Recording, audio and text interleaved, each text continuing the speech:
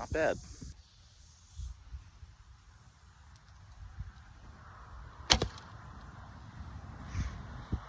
How's it going? I'm Jacob with NTS Outdoors, and today we're just going to be doing some practice at 5 yards. We're going to do some exercises a little bit closer, and if we can get zoned in, we'll push it back. That's the plan.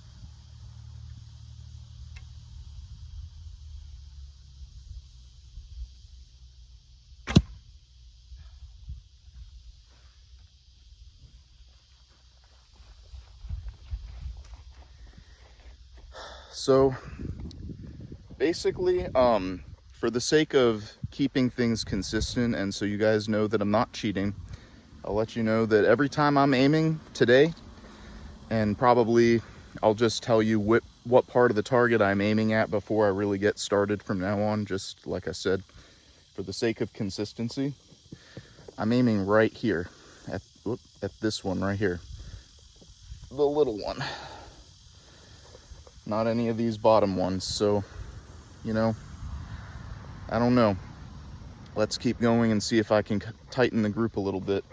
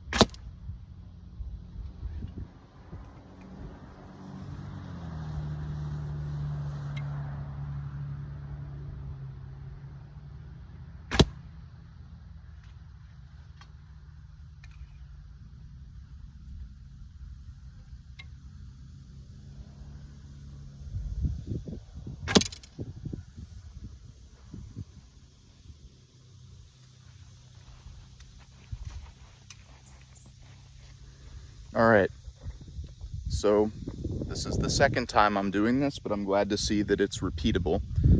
So if you notice, like I said, I'm always aiming right here today in this little black dot. Now, what I figured out is you don't, when you're in your drawback cycle, you get to about here, and my anchor point is my nose. I don't know how to describe it. I don't have a very good anchor point yet. But basically, you don't want to hold the arrow too long. You don't want to stay pulled back very long, because with the recurve bow, it's, you know, there's no let back or let off, sorry. You want to make the decision to release that arrow, because after you're done with your draw cycle, your arm theoretically is pointed directly where you're looking. And if you wait too long, I notice that your form starts to fall apart and you get tired and you start shaking a little bit. And so it's really a little bit closer to snap shooting, at least with what I call, or my understanding of, instinctual shooting. Anyway, I'm just trying to let my brain kind of auto-calculate what it is that it's trying to do. And another thing, so long as you're boring your eye, you're burning a hole where you're trying to aim, I think that your arm kind of tries to put the arrow in that direction kind of naturally. And so you don't want to hold on to it so long. The next thing I'm going to do, I'm going to shoot one more set of 3, and then I'm going to take a short break. And when I come back, I'm going to focus on my follow through. Something that I feel like I'm doing is, you know, having some weird strumming of the bowstring. I don't have a very good follow through with my release of the bowstring. My hope is that I learn some more of the jargon and the lingo as I'm going along. But I feel like we're making some progress today. I'm spending a lot of time going through my head, trying to put it all together, all of these concepts that I've researched and learned about. And yeah, so let's continue.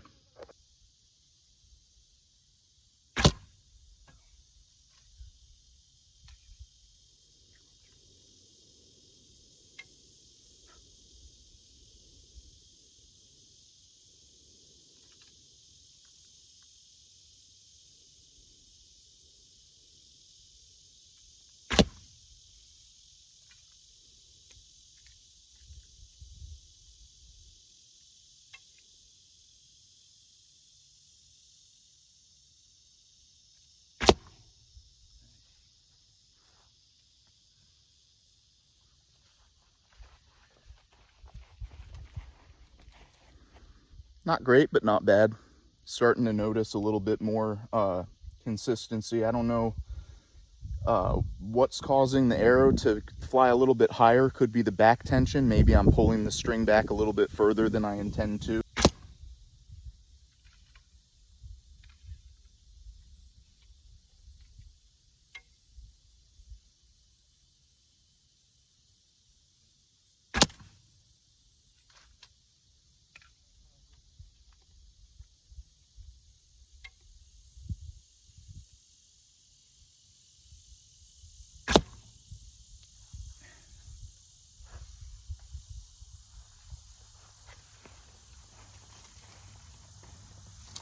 Got 2 of them in the same hole. Now, something I gotta do while I'm doing my break is I gotta check the brace height. I wanted to mention last video I made, I like to keep the brace height a little bit longer than 8 inches with this one. Otherwise I end up slapping my arm pretty good. And when the string stretches out, the brace height gets shorter. So right now I got my measuring tape. That the brace height has gotten just a little bit shorter than I'd like it to be. And so I've noticed that I think I'm shooting with a little bit less consistency, and the power seems different behind the shot. So like, let's make it a little bit longer. I'm just gonna undo the string and we're gonna tighten the string a little bit here. Just a little over 8 inches.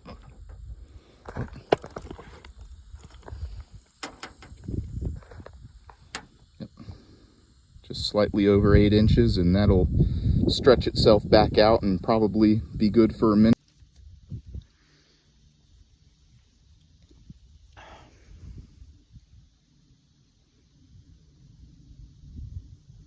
I don't mean to be monologuing again, but boy, I love it out here.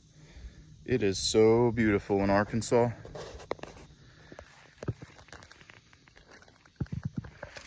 And it's whippoorwill season.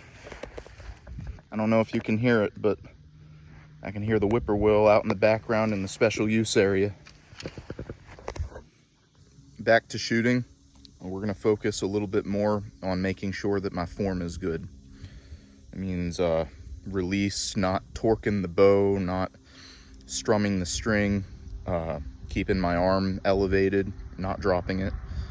So let's give it a few shots. Let's try this again.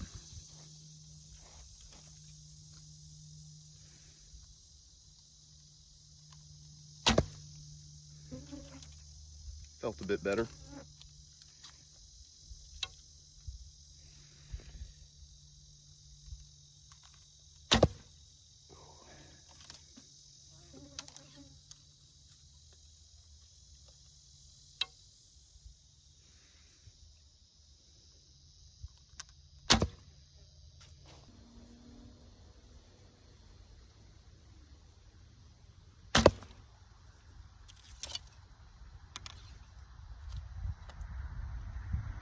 That time my form fell apart for damn sure.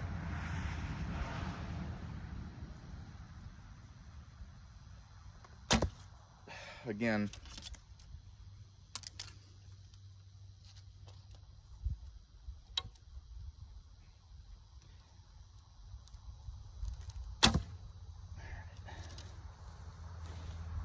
And then we'll move on to something different.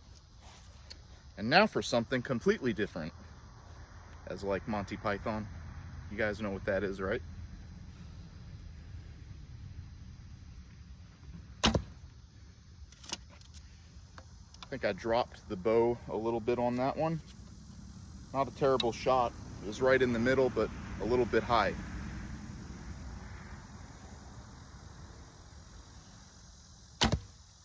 Better.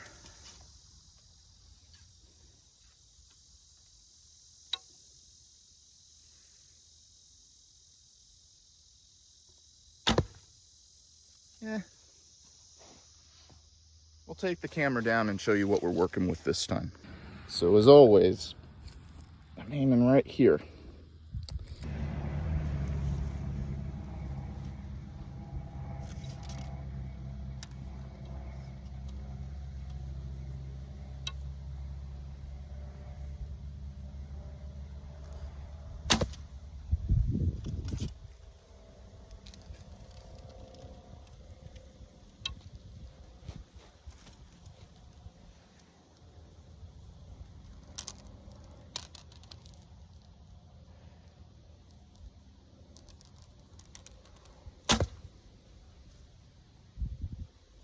Terrible.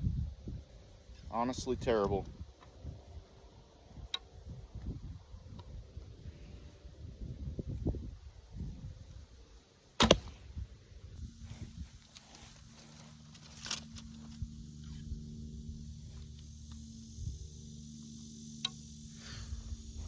Something an old timer told me is that you gotta like clench your butt cheek. I don't know if that's how he described it, but I'm gonna try it.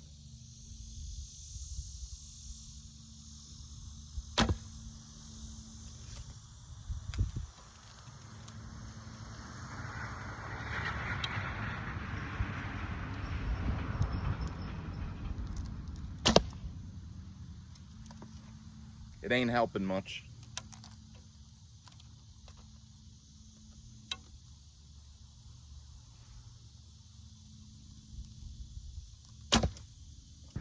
Now to analyze all these shots and look at my form, and I'll get back to you with a sort of some analysis of what I think is going on.